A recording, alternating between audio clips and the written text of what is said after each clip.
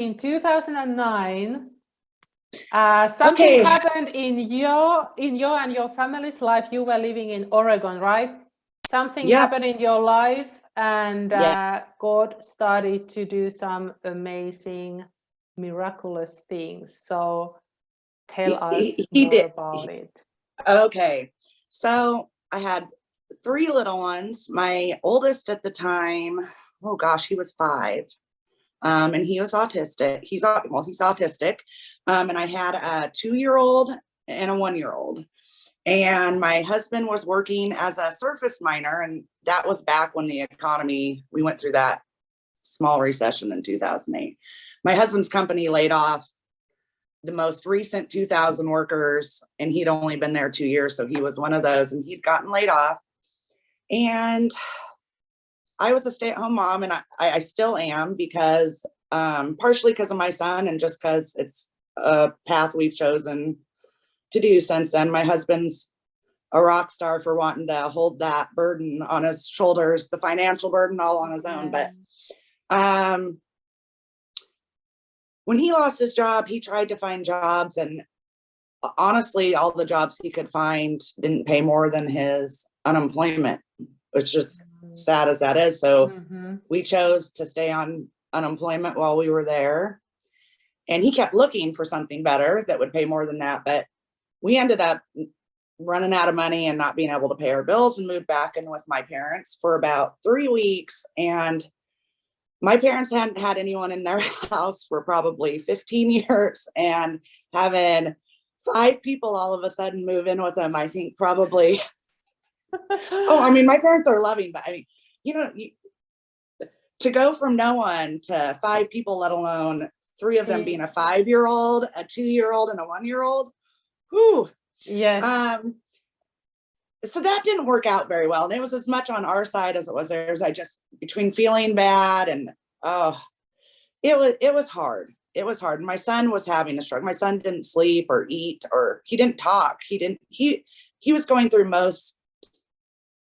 his most difficult struggles, I would say, from about 3 to 6. So he was a handful, and a challenge in itself. So we didn't really know what to do. There's not a lot of people that want to take in a family of 5 with an autistic child and 3 kids, and one of them being autistic. So we just started praying. We actually went and stayed in a hotel for a night to just have some space away to go and pray and get some guidance, because we felt pretty lost at the time, didn't know what to do. We were pretty young. I think we were 28, 29 at the time. And it's pretty scary to have 3 kids and no income. And but I had grown up knowing God and knowing God answers prayers. And I had told my husband he'd heard of God. He didn't know God as well. I mean, he didn't have a walk with God before this point in time. He knew God, he believed in God, but this was probably my husband's real, like, whoa, God is amazing moment. But I guess I'll get to the point. Let's see. So we had gone to a hotel, and honestly, we were pretty hopeless, and we told God that if he doesn't help us, we don't know what we're going to do. And we didn't really trust our own choices. That's kind of where we were. All the choices we seemed to make never worked out. And we told God, we're leaving it in your hands to guide us on where we go from here. And so we went and stayed in the hotel. And me and my husband, after the kids went to sleep, probably stayed up all night in the Word of praying and talking to God. And we prayed for God to show us what he wanted to do. And I told you a little bit about this before, but we prayed to just show us. Neither of us were, I read in the Bible periodically at that point. I mean, I wasn't a daily reader. But so we just were like, okay, God, show us. And we just flip open the Bible where it landed. And we're like, okay, you speak to us where you want us to speak. And we did that that night. And the first passage we came to was flee, I'm sending a famine on your land. And I can't remember which verse. I probably should have written that down before this, but he had led us to that night. So we were like, okay, Lord, if this is from you, we know you'll confirm it. If that, I mean, it's in your word, but I mean, if this is your word for us in this moment, you're going to confirm it. So the next day we did the same thing. We said the same prayer, opened the Bible. It was a different verse in the Bible talking about, I'm sending a famine on your land and to flee. So we're like, okay, same message, different verse. This isn't coincidence. Okay, God, we're listening. But we did it like 4 days because we really were like, we need to know that we know that we know, even though God was pretty clear. But so 4 days in a row that happened. And I think they were 3 different verses in those 4 days that said, flee, I'm sending a famine on your land. And I was like, wow, God is so cool that he will use his word where it says the same message, but in different spots. It's almost like just to prove that it's him guiding you. It can't, you know what be I mean? So it just can't be a coincidence, right? Right. Well, because our fleshly minds want to say, oh, you know, that seems, I'm just thinking that in my own mind or something, or want it to be, or God makes sure you know it's him. And so we said, okay, we're in your hands, Lord. What do you want us to do? And you want us to flee? Where do you want us to go? I mean, we'd always lived in Oregon. We were born and raised in Oregon. We were, like I said, 29, almost 30. I think my husband was 30. Pretty clueless about life still at the time. Probably still am, but we continue to learn as we go. We are all learning. Continually. So we're like, where do you want us to go? So that was our next prayer. Every day we started praying about, Lord, show us where you want us to go. And my husband actually had a job offer in Alaska and Arizona for the kind of work he had done. So we were praying about those 2 jobs and where we should go. And we specifically said, God, so we know it's from you, since we are wanting your direction in every step that we take. We pray that you show me and my husband at the same time where you want us to go. Somehow, some way, in your way, let us each know where you want us to go, so we know it's from you. And he was faithful to do that. I mean, he is so faithful if you go to him and ask, because when you ask with the right heart that you just want to do the right thing, God's not going to let you down. So we said that prayer, and I want to say it was about 5 days later. We woke up. We were actually staying with my husband's friend at this point. We'd gone from the hotel, and his friend had offered us his daylight basement for my family to stay in.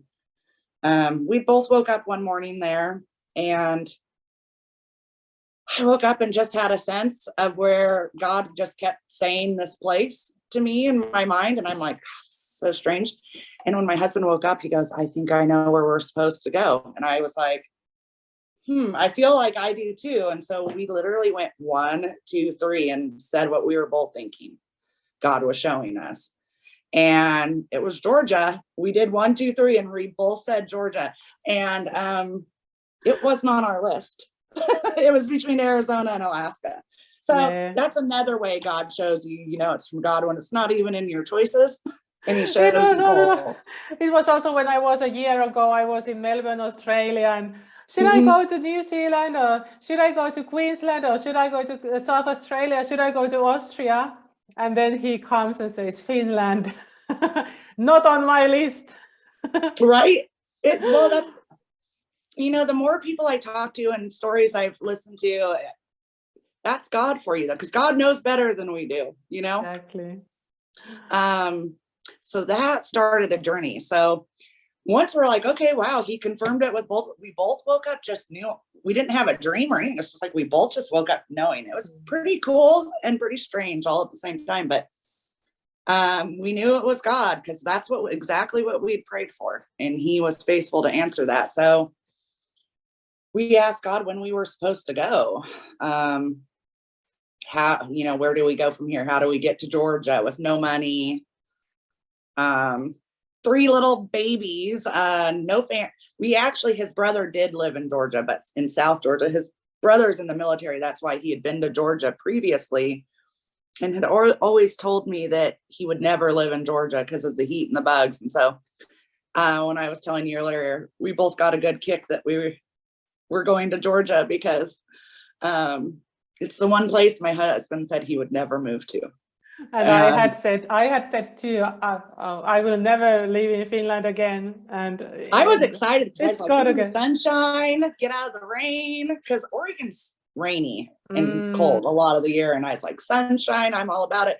My husband's like, it's terrible. It's terrible. But we both got a kick out of that. But so we prayed, and we both felt like the end of May. This was back in 2009. We both got Monday the 25th. I still can remember it to this day.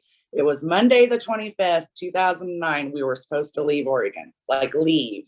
He didn't give us a date to be in Georgia, but to leave Oregon. And so that was 3.5 weeks from the day we prayed about it. And we're like, whew. At this point, we had all of our stuff in storage pods from when we had moved out of our place and with my parents, because we couldn't afford to live there anymore. So we're like, how are we going to get all this stuff out of pods? We didn't know what to do in 3.5 weeks. So the first thing we did was found a place to live that we could afford to live on his unemployment. And then we decided to go have our pods delivered and to his grandmother's house and have just a big sale. And we decided we were just going to sell everything and not try and move it. We were going to take the kids' clothes, their beds, like the basic necessities, and sell everything else. And we were having a 3-day moving sale. And I have to add this because I hadn't mentioned this yet, but family was completely against what we were doing. They thought we were nuts. That also normally happens with God, yes. Family on both sides. And I mean, they're so supportive, and, it was a good testimony. It's funny how God will use things for you, for other people's faith too. But at the time, we did not have support on what we were doing. No one, they thought we were running from our problems. To where we started to second guess ourselves at times, but we're like, no, because none of this is us. This is all God. This is all God. And we didn't know it was it. So normally we take their advice. It caused hardship in that 3 weeks. It made it very difficult for us. Like the movie sale was at his grandma's, and the family came over and tried to stop the sale we were having to sell our stuff. I mean, it was chaos, a lot of chaos, a lot of people trying to stop everything we were doing to try to get to Georgia, because we were very, very limited. One day, and my husband's grandmother told her we could sail. So this was a week before. At this point, it was a week before we were supposed to move, and that was supposed to be our moving money. So we were pretty panicked, and we had everything set up at our house for the sale. 3 little kids running around. I'm not going to go into the details of all the craziness, because I could probably never explain it to where anyone else would really probably get the true chaos of it all without being there. But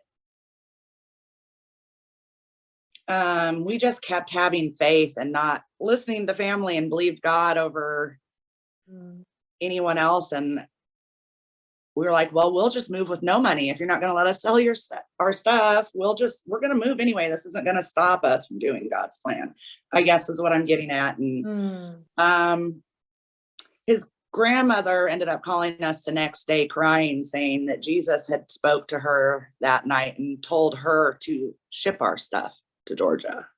Wow. So we're like, I don't know. Are you sure that Jesus, because, we felt like, you were so against us moving to Georgia the day before. Is Jesus really the one telling you to ship our stuff now? Like, there were a lot of emotions going on, and we didn't want anything that wasn't God's doing. Yeah. So I told her we had to pray about it, because I didn't trust it at first. At first I was like, I don't know. We were supposed to sell our stuff, and now she's wanting to ship it. And she didn't how did it? Yeah. So how did it then go forward? Yeah. And so it didn't feel right. But you know what I think happened is I think God was like, you're not going to stop. God sometimes will use your enemies at the time to be your blessing. So God's like, okay, well, I did want you to sell your stuff, but since your family's making it so difficult for you, guess what? I'm going to take it a step and you get to go with your stuff because I'm going to make a family member pay for it. I mean, I would never have done that. We would have never asked family to pay to ship our stuff. So after praying about it, I mean, God gave us peace about that, but we had only made like $500 at our sale and we needed a few thousand for our first month's rent, our gas across the country. And this is where it got really, the journey kind of gets really neat. So up at this point, the sale was the weekend before we were supposed to move. So this all happened Friday, Saturday, and we were leaving on Monday. So Friday, when they told us we couldn't sell anything anymore, I mean, I was bawling, I was panicked. I don't know why I was panicking, but it wasn't so much panicking as much as I think I was more heartbroken that people were putting such stumbling blocks in something that I felt God was trying to do. I just had never experienced that before. And then so on Saturday, then your grandmother said that she would Correct. be happy to ship. Yes. So we had everything brought back to the pods and the moving people came to her house and loaded it on a moving truck Sunday. And we had loaded everything up in our SUV that would fit for our journey across. They said it was going to take like 3 weeks for the moving company. It takes about 2 to 3 weeks to get across the US if you use a moving company, to get your stuff there. So we're like, okay, so Sunday and most of Monday we spent loading up our truck just with the necessities. The moving company kind of did the rest, but we still had the problem of money.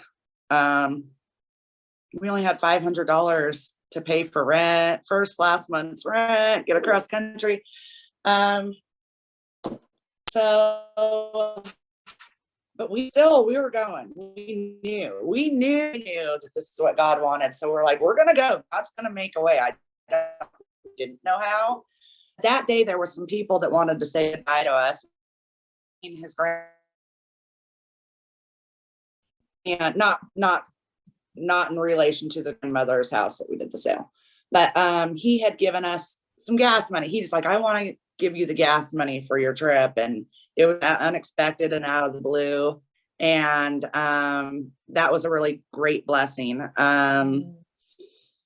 Every house we stopped at to say goodbye to people, they felt God give us this or to give us that.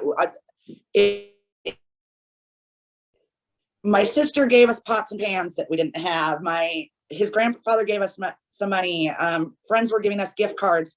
The biggest one, though, which it was really unexpected, this was just a family friend of my husband's that was like, please come and give me a hug before you leave town. We stopped by to say bye. Yeah, in his pocket, like, God said, you save your money. And we were like, wow, like this is all happening at the very last hour that we're in Oregon. You know what I mean? But with her gas card, with all the money and gift cards had been given, we literally had just enough money for everything that we needed for rent. With the gas card, we now could use the gas money that was given to us towards rent and the other stuff. And we literally had like $100 extra over what we needed. And that all happened in a 2-hour period on Monday when we were leaving and saying goodbye to people. Wow. Like very last minute. Just on time. God's timing, just in time. Oh, so yeah, how was it? So much that day from just like, God, you are so amazing. Like, yeah. And how was then the trip across the country, and how did that the trip was pretty amazing. But before that, after we'd stopped at friends to say goodbye, my son is autistic and he's also epileptic. Well, not anymore, but he had epilepsy and he had to take epilepsy medication. And he was having 40 seizures a day back then. And so he couldn't not take his medicine. That was one of the things that made it hard for him to talk. And that was the last thing we did before we were leaving Oregon and leaving town, is we went by the pharmacy to get all the prescriptions for him and stuff before we hit the road. And this is another biggie too. For some reason, the prescription, the lady said, needed authorization, which it had already been authorized, so it shouldn't have needed authorization. And she said, we can't get a hold of the doctor until tomorrow. And it was like 7 o'clock at night. And we both looked at each other and were like, well, we can't wait. God told us to leave today. We have to leave today. What do we do? So we pulled over in the parking lot, and my husband and I prayed, and God said, have faith, trust me, leave now, and I will heal your son, and he won't need that medicine. And we hit the road, and it was the most freeing thing. When you go through 3 weeks of a nightmare with 3 little kids and everything, the enemy trying to stop you at every single turn, we were so exhausted and so relieved to finally be on the road. But to see how God made it all happen the very last day, and then be on the road, it was the sense of freedom that, even knowing God, I had never really experienced. I'd never experienced God do so much for me. So obviously, in such a short period of time before. So it was such an amazing increase in my own faith. But my husband,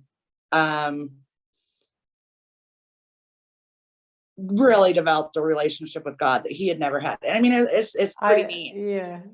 Amazing. But so the trip was amazing. There really wasn't anything that special about our journey, but that we noticed a difference in our son. We did notice a difference in him while we were traveling. The next day when we woke up, we noticed he had a little more light in his eyes, and it was a little different. His seizures were partial, so you couldn't see him. So we didn't know if he was having seizures or not, because for him, he would just blank out or not talk. Well, he already didn't talk because of his autism. So we couldn't see his seizures. So we were just having faith that God was healing him, because he said he would, since we couldn't get his medicine. And we made it, I think it was the 20th.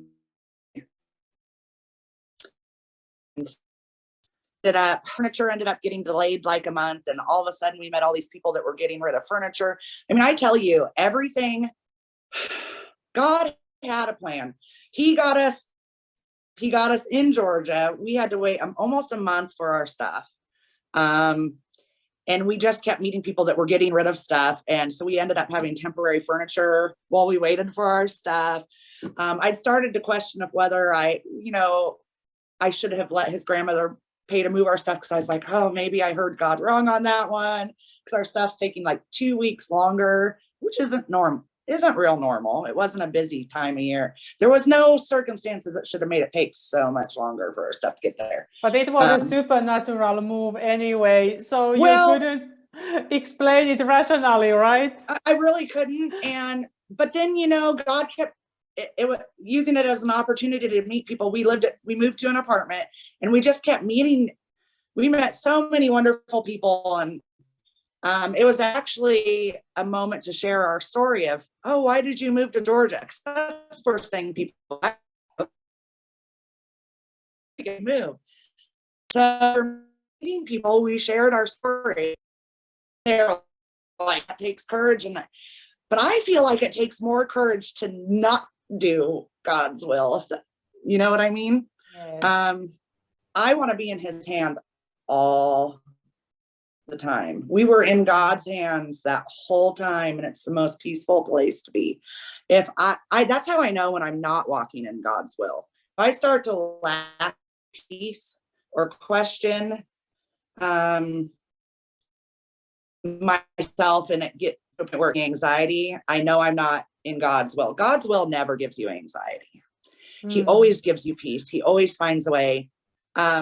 even if it doesn't make sense to have peace in the Exactly. So how would you then, for example, on that Sunday, when all of these things happen in 2 hours, and I would guess you were nervous and you were like, oh, what's going on? So how would you then describe the peace that you experienced in the middle of all that chaos? Because many people think that peace is just when everything is peaceful also in the outside, but it's not that peace that you are meaning, because it can be chaotic in the outside and uncertain in the outside. So how would you describe that peace that you can feel? Oh boy. Okay. So this level of the peace I felt in this circumstance, I would probably compare more to just a trusting, because I had we were both leaving all of our family in the state we'd ever known. That we trusted God, but that was still not an easy thing. On top of all the chaos that went along with it, I was a bit of an emotional wreck as far as like internally. Like I had sadness with leaving on such bad terms with our families. I didn't know what to expect moving to a new state. I was nervous and excited at the same time.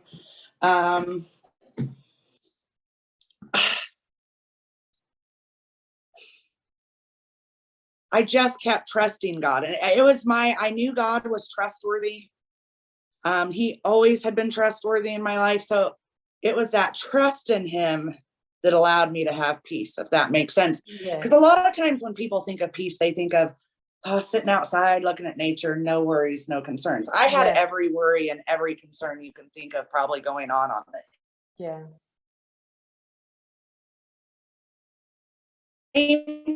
That everything's perfectly in the way it should be, and we just needed to, and I trusted it. So I had in my trust in God.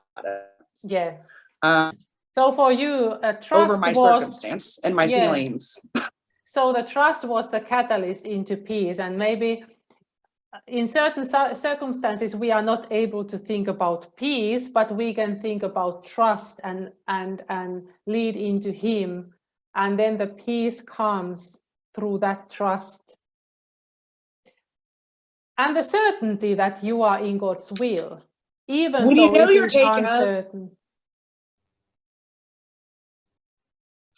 After that day, by the time we were actually pulling out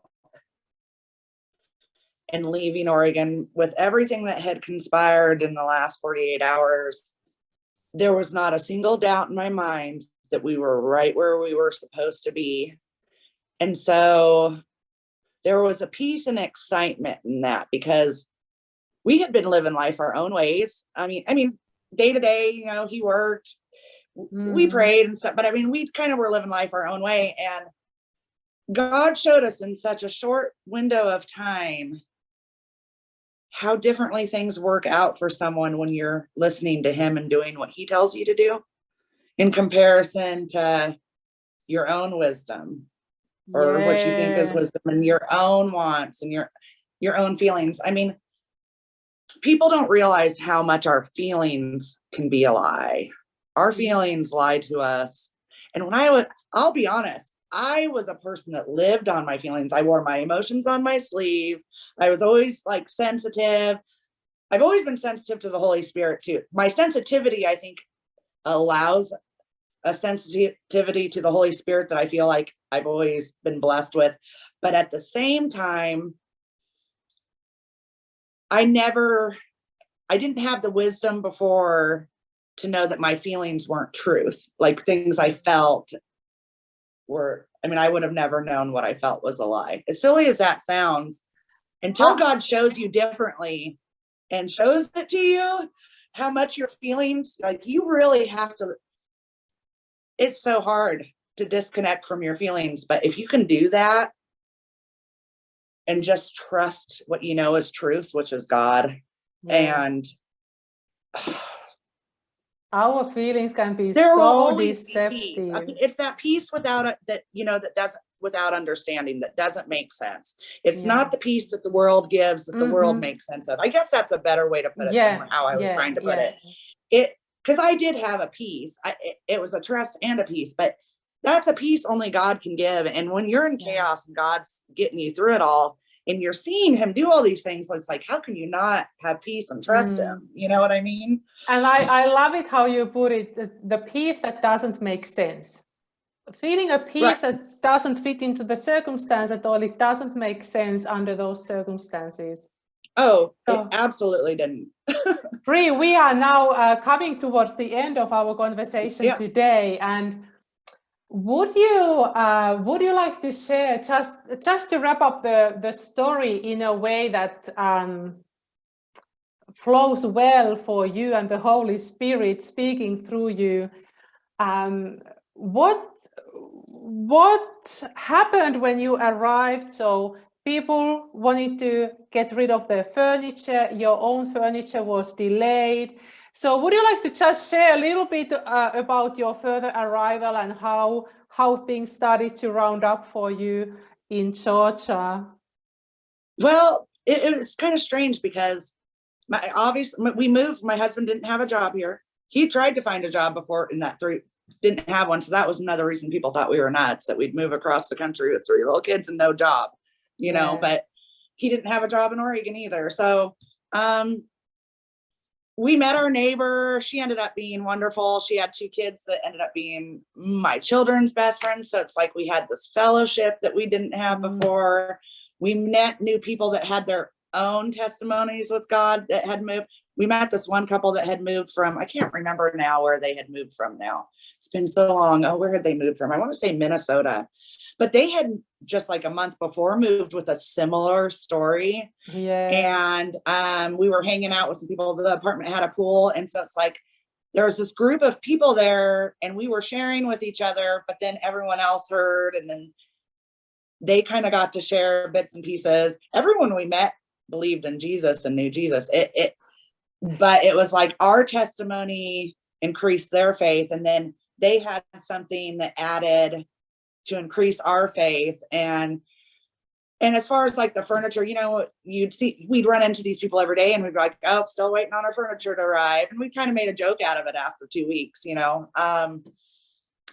But then people would be like, oh my gosh, I just saw this by the dumpster. Or, I'm about to go put this dresser by the dumpster. Could you guys use it? And I mean, it was perfectly good dresser, perfectly good dishes. I mean, I can't tell you the amount of things, random things that just people would be getting rid of. And God somehow brought them our way, how we just run into them in the parking lot and get into conversation, and they'd end up having something that they were getting rid of, which would be what we needed. So I'm gonna sum it up with saying, if you ever feel like God's telling you to do something, whether might not be a move, it might not be something that big,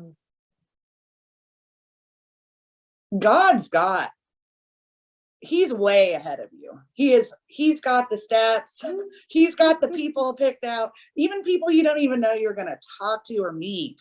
Like, he has blown my mind with his love for us and his faithfulness. And he continues to do so to this day. But I just want to say, like, have courage. You can trust God. God loves you, and I love people, but I'll tell you, I don't trust people over God. I used to, probably without thinking.